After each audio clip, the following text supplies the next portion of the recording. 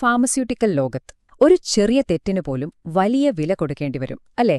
അത്തരം തെറ്റുകൾ ഒഴിവാക്കാനുള്ള ഏറ്റവും പ്രധാനപ്പെട്ട ഒരു വഴിയാണ് സ്റ്റാൻഡേർഡ് ഓപ്പറേറ്റിംഗ് പ്രൊസീജിയറുകൾ അഥവാ SOPകൾ. അപ്പോ എന്തുകൊണ്ടാണ് ഈ SOPകളെ ഒരു കമ്പനിയുടെ ക്വാളിറ്റി സിസ്റ്റത്തിന്റെ ഹൃദയമിടിപ്പ് എന്ന് വിളിക്കുന്നതെന്ന് നമുക്കിന്ന് വിശദമായി നോക്കാം. ഒന്നാലോചിച്ചു നോക്കൂ, ഒരിക്കൽ എഴുതിവെച്ചൊരു നിയമം അതെക്കാലത്തേക്കും ശരിയായിരിക്കുമോ?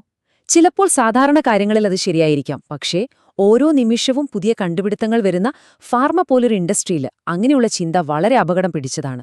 ഇവിടെ മാറ്റം എന്നത് മാത്രമാണ് എപ്പോഴും സംഭവിക്കുന്ന ഒരു കാര്യം.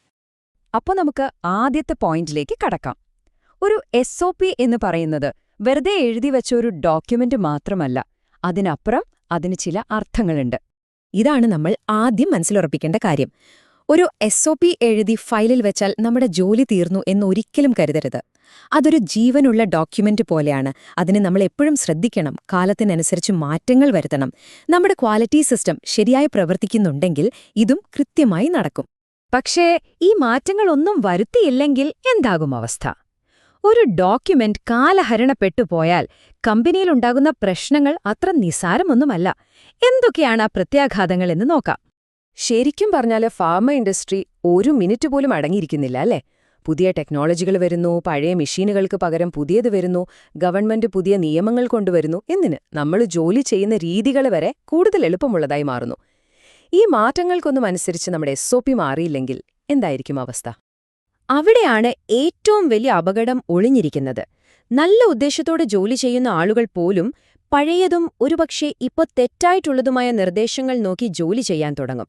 അതായത് ലാബിൽ ശരിക്കും നടക്കുന്ന ജോലിയും പേപ്പറിൽ എഴുതിവെച്ചിരിക്കുന്ന നിയമവും തമ്മിൽ ഒരു ബന്ധവുമില്ലാത്തൊരവസ്ഥ വരും. ഇതൊരു ചെറിയ കളിയല്ല കേട്ടോ. ഓഡിറ്റിനു വരുന്ന ആളുകൾക്ക് ഇതൊരു വളരെ വലിയ വീഴ്ചയാണ്. ഇങ്ങനൊരു സാഹചര്യം കണ്ടാൽ അവർക്ക് മനസ്സിലാവും ഈ കമ്പനിയിൽ നിയമങ്ങൾക്കൊന്നും ഒരു വിലയുമില്ലെന്ന്. ഇത് നമ്മുടെ കമ്പനിയുടെ വിശ്വാസ്യതയെ തന്നെ ഇല്ലാതാക്കും. അപ്പോ ഇതിനെങ്ങനെയൊരു പരിഹാരം കാണും?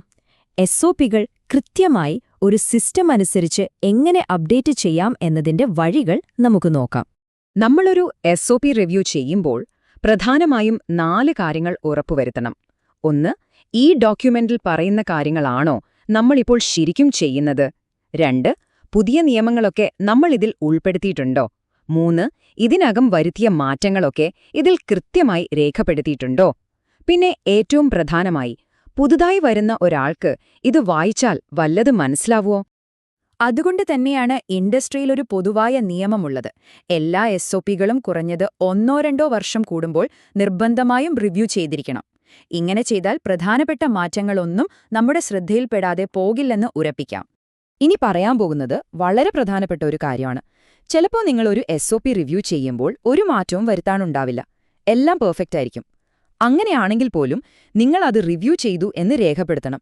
ഇന്ന ദിവസം ഞങ്ങളിത് പരിശോധിച്ചു, മാറ്റങ്ങളൊന്നും ആവശ്യമില്ല എന്നൊരു റെക്കോർഡ് മാത്രം മതി. നിങ്ങൾ സിസ്റ്റം കൃത്യമായി ഫോളോ ചെയ്യുന്നു എന്നതിന്റെ ഏറ്റവും വലിയ തെളിവാണിത്. ഒരു SOP അപ്ഡേറ്റ് ചെയ്യുന്നത് തോന്നിയ പോലെ ചെയ്യാൻ പറ്റുന്നൊരു കാര്യമല്ല. അതിന് കൃത്യമായ സ്റ്റെപ്പുകളുണ്ട്. ഒന്നാമതായി, നമ്മൾ വരുത്തുന്ന ഈ മാറ്റം മറ്റുള്ളവരെ എങ്ങനെ ബാധിക്കുമെന്ന് പഠിക്കണം. രണ്ടാമതായി, ഉത്തരവാദിത്തപ്പെട്ട ആളുകളിൽ നിന്ന് ഒഫീഷ്യലായി അപ്രൂവൽ വാങ്ങണം. മൂന്നാമതായി, ഈ മാറ്റം ആരെയൊക്കെയാണോ ബാധിക്കുന്നത് അവർക്കെല്ലാം കൃത്യമായ ട്രെയിനിംഗ് കൊടുക്കണം. ഈ 3 കഴിഞ്ഞാൽ മാത്രമേ പുതിയ SOP നടപ്പിലാക്കാൻ പാടുള്ളൂ. ശരി, ഇനി അടുത്തത്, ഓഡിറ്റിന് വരുന്നവർ സാധാരണയായി SOP മാനേജ്മെന്റിൽ കണ്ടുപിടിക്കുന്ന ചില പ്രശ്നങ്ങൾ എന്തൊക്കെയാണെന്ന് നോക്കാം. ഇതൊന്ന് ശ്രദ്ധിക്കുന്നത് നമുക്കെല്ലാവർക്കും നല്ലതാണ്. ഓഡിറ്റർമാർ ആദ്യം തന്നെ നോക്കുന്ന ഒരു കാര്യമാണിത്: റിവ്യൂ ഡേറ്റ് കഴിഞ്ഞ SOPകൾ. അതായത് 2 വർഷം മുൻപ് റിവ്യൂ ചെയ്യേണ്ട ഒരു ഡോക്യുമെന്റ് ഇപ്പോഴും പഴയതുപോലെ ഇരിക്കുന്നു.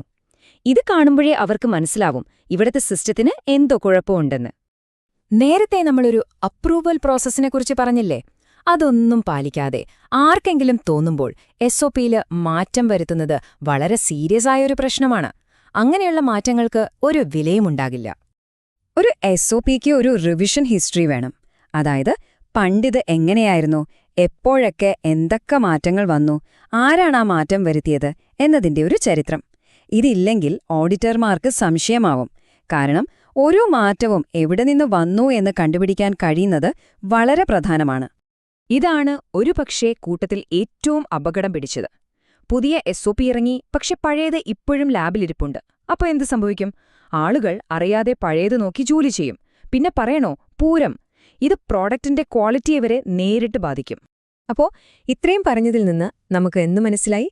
നമുക്ക് അവസാനമായി ഒരു നല്ല ക്വാളിറ്റി സിസ്റ്റവും ഒരു മോശം സിസ്റ്റവും തമ്മിലുള്ള പ്രധാന വ്യത്യാസം എന്താണെന്ന് നോക്കാം.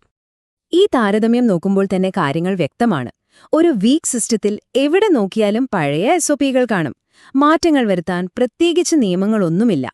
നേരെ മറിച്ച് ഒരു സ്ട്രോങ് സിസ്റ്റത്തിൽ ഏറ്റവും പുതിയ അപ്രൂവ്ഡ് ചെയ്ത SOP മാത്രമേ നിങ്ങൾക്ക് കാണാൻ പോലും കിട്ടൂ. പഴയതെല്ലാം അപ്പോൾ തന്നെ എടുത്തു മാറ്റിയിട്ടുണ്ടാകും. അതായത് നമ്മൾ മനസ്സിലാക്കേണ്ടത് ഇത്രയുള്ളൂ. SOPകൾ എപ്പോഴും റിവ്യൂ ചെയ്ത് അപ്ഡേറ്റ് ചെയ്ത് കൊണ്ടിരിക്കുമ്പോൾ മാത്രമേ നമ്മുടെ ക്വാളിറ്റി മാനേജ്മെന്റ് സിസ്റ്റത്തിന് ഒരു ജീവനുണ്ടാവൂ. അല്ലെങ്കിൽ അതൊക്കെ വെറും ഫയലിൽ ഉറങ്ങുന്ന പേപ്പറുകൾ മാത്രമായി പോകും. നമ്മുടെ ജോലിയുടെ ഭാഗമായി അത് മാറണം. അപ്പോ പോകുന്നതിനു മുൻപ് നമുക്ക് നമ്മളോട് തന്നെ ഒരു ചോദ്യം ചോദിക്കാം. നിങ്ങളുടെ കമ്പനിയിലെ SOPകൾക്ക് ജീവനുണ്ടോ? മാറ്റങ്ങളെ ഉൾക്കൊണ്ട് അവ വളരുന്നുണ്ടോ? അതോ അതൊക്കെ ഫയലിൽ കിടന്ന് ഉറങ്ങുകയാണോ? ആലോചിച്ചു നോക്കൂ. കാരണം ആ ഉത്തരത്തിലാണ് നിങ്ങളുടെ ക്വാളിറ്റി സിസ്റ്റത്തിന്റെ ഭാവി.